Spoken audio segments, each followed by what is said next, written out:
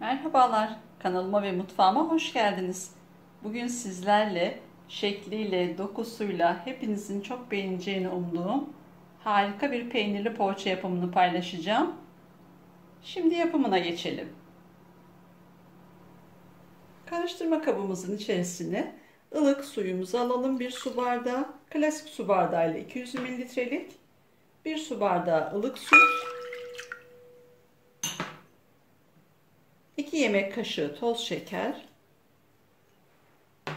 ve 1 paket instant maya. Bunları şöyle önce güzelce bir karıştıralım. Şekerimiz, mayamız iyice bir karışsın.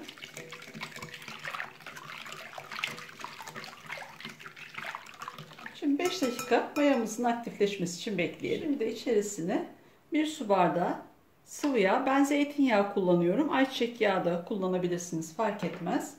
İçerisine bir de üzerine sarısını ayırdığımız yumurtanın akı. Bunları da katıp şöyle bir daha karıştıralım.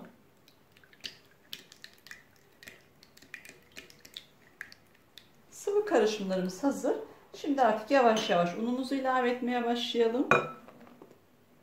Önce kaşıkla, daha sonra elle yoğurmaya geçeceğim. Biraz unumdan ilave ediyorum. 1 tatlı kaşığı da tuz ilave ediyorum. Ve önce kaşıkla iyice bir karıştırıyorum. Daha sonra da elle yoğurmaya geçeceğim. Şimdi biraz daha ilave edelim.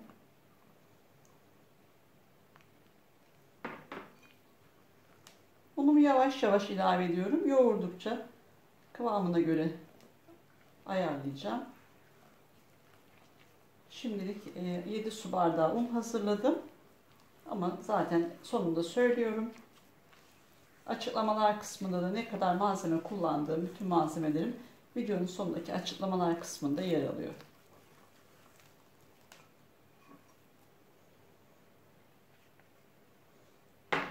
Şimdi artık elimle yoğurmaya geçiyorum. Kaşığımı temizliyorum.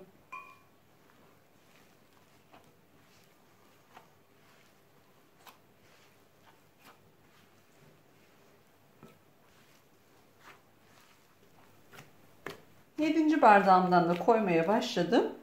7. bardağımdan, yani 3'te 2'si kadarını kullandım. 3'te 1'i kadarı kaldı.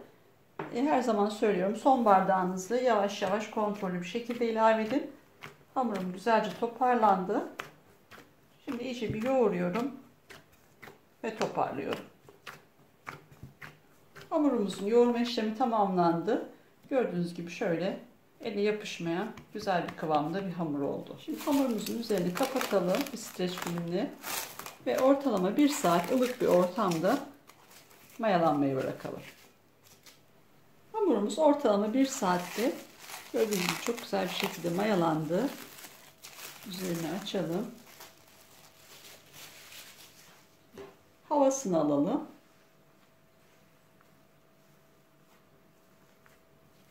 Ve hamurumuzu matımızın üzerine alalım. Önce 2'ye bölelim. Sonra tekrar 2'ye bölelim. Ve bütün hamurumuzu eşit parçalarda, ben 18'e böleceğim. 18 veya 20 olabilir. Büyüklüğüne, küçüklüğüne göre fark etmez. Bu şekilde şimdi eşit şekilde hepsini bölelim. Daha sonra da bezeleyeceğiz.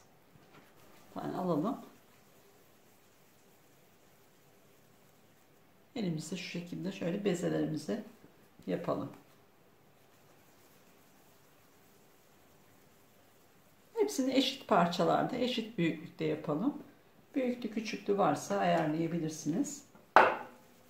Bezelerimin hepsini hazırladım. Ben de 20 bezeye böldüm. Biraz büyük gibi geldi 18 olunca. Şimdi matımda yer açmak için bir şöyle tabağıma alıyorum biraz bezelerimden. Poğaçalarımızın içerisine kullanmak için 200 gram da beyaz peynirimiz var. Bunu da hazırlayıp şöyle bir kenara alalım. Şimdi artık poğaçamızı şekil vermeye başlayalım. Şöyle elimizle veya bir merdane yardımıyla biraz hamurumuzu büyütelim, şöyle açalım. Dinlendikçe hamurumuz daha güzel açılacaktır.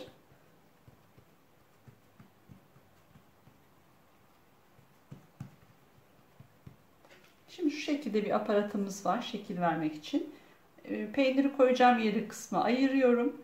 Ve şöyle önüme doğru iyice bastırarak gördüğünüz gibi şekil veriyorum.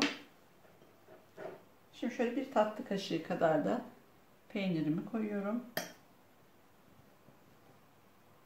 Peynirim dışarı çıkmasın diye şu şekilde iyice bastırıyorum. Ve kendime doğru yuvarlıyorum. Gördüğünüz gibi çok güzel bir şekli oluyor. Bir tane de merdane ile yapalım. Şöyle açalım. Merdane ile daha kolay oluyor. Nasıl isterseniz o şekilde yapabilirsiniz. Şimdi peynirimizi koyalım. Ve aparatımızı bastırarak kendimize doğru şu şekilde çekelim. Şu şekiller çıksın. Şuradan peynirimizi iyice bastıralım. Ve kendimize doğru yuvarlayalım. Ve daha sonra şu şekilde gördüğünüz gibi çok güzel şekilleri çıkıyor. Böyle hazırlayalım. Hazırladığımız poğaçalarımızı tepsimize dizelim, yerleştirelim.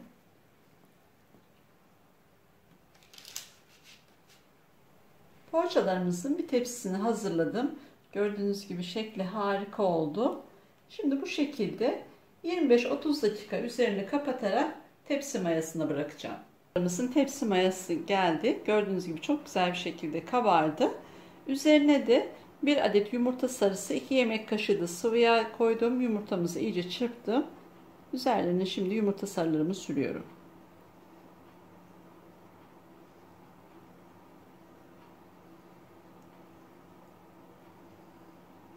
Bu arada fırınımı açtım.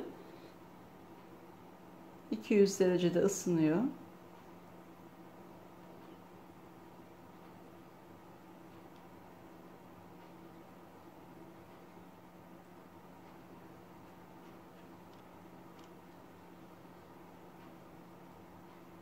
Poğaçalarımız fırına gitmeye hazır. Önceden ısıtılmış alt üst ayar 200 derecede altı üstü kızarana kadar pişmeye gönderiyorum. Poğaçalarımız fırından çıktı. Benim fırınımda 25 dakikada pişti ama bu her fırına göre farklılık gösterebilir. Gördüğünüz gibi harika oldu. Şimdi biraz ılımaya ve soğumaya bırakıyorum. İkinci tepsi poğaçalarımız da fırından çıktı. Gördüğünüz gibi onlar da harika oldular. Şimdi onu da biraz soğumaya ve ılımaya bırakıyoruz. Poğaçalarımız biraz dinlendi ve ılıdı. Bir de şöyle altına üstüne bakalım. Gerçekten harika bir poğaça oldu. Hepinizin çok beğeneceğini umuyorum. Mutlaka denemenizi tavsiye ettiğim bir tarif. Gördüğünüz gibi pamuk gibi. Lezzeti deseniz zaten harika. Tüm deneyenlere şimdiden afiyet olsun. Kanalıma abone olup bana destek olursanız çok sevinirim. Başka bir tarifte görüşmek dileğiyle. Hoşça kalın.